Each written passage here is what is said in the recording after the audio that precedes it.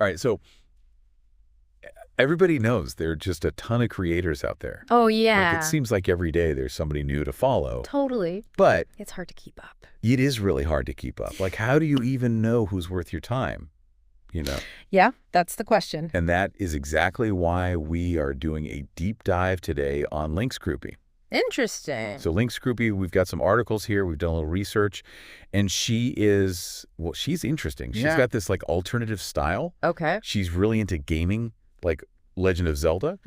And also a really strong mental health advocate. Interesting. And she's got a really cool, like, dedicated community. Yeah, I've heard a little bit about her. Yeah. Well, so she goes by Linksgroupie online. Okay.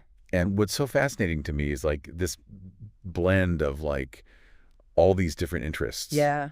Like, you know, the punk, kind of a goth aesthetic. Yeah. And then also pop punk emo music. And then also, like, the Legend of Zelda, like a very specific, like, you know, Nintendo game. Yeah, and you don't see that a lot. Like, all of those three things you don't normally see together. You don't.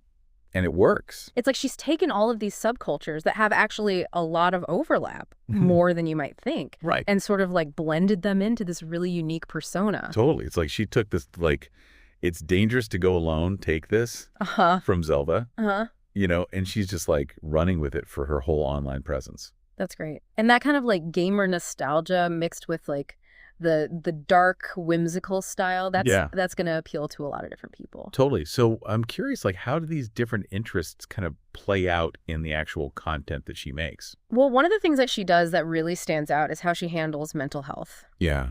She's really created this safe, relatable space online. Yeah. And she talks very openly about her experiences with anxiety and self-esteem. And what I think is really interesting, too, is that she uses personal anecdotes. Yeah. And not just, like, general advice, which you see a lot of. You do, and that's such a good point, and it's a really smart thing to do, especially when you're talking about something like mental health. Right. Because when you share your own struggles, your own triumphs, it automatically creates this sense of trust and connection with your audience. It's like, hey, I've been there, you're not alone. Exactly. And people, especially people who maybe are a little bit hesitant to open up about their own mental health, they see that and they're like, oh, wow, okay, maybe I can talk about this too. Totally. Yeah. And, you know, it's not just the content itself, right? It's also how she cultivates this sense of community. Right. And I think that TikTok live streams play a big role in that. Huge, especially the just chatting ones. Yeah. I mean, it adds a whole other dimension to the content. It's that real-time interaction. Yeah. You know, she's giving her followers a chance to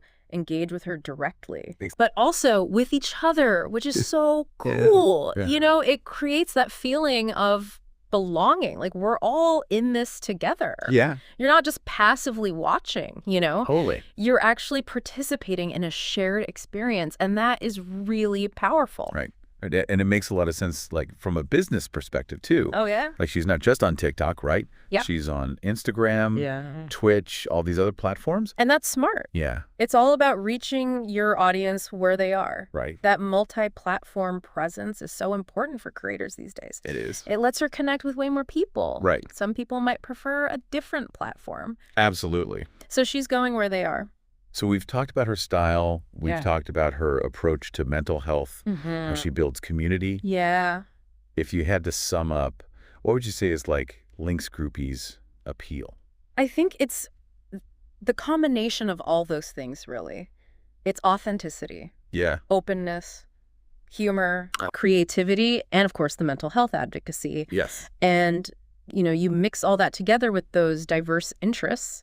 Yeah. And it creates a really genuine, really engaging online persona that I think resonates with a lot of people. Definitely. Especially those who connect with her specific blend of passions. So after all that, all this deep dive, is Linksgroupie someone you would check out? I think that's the question, isn't it? But here's another question to think about.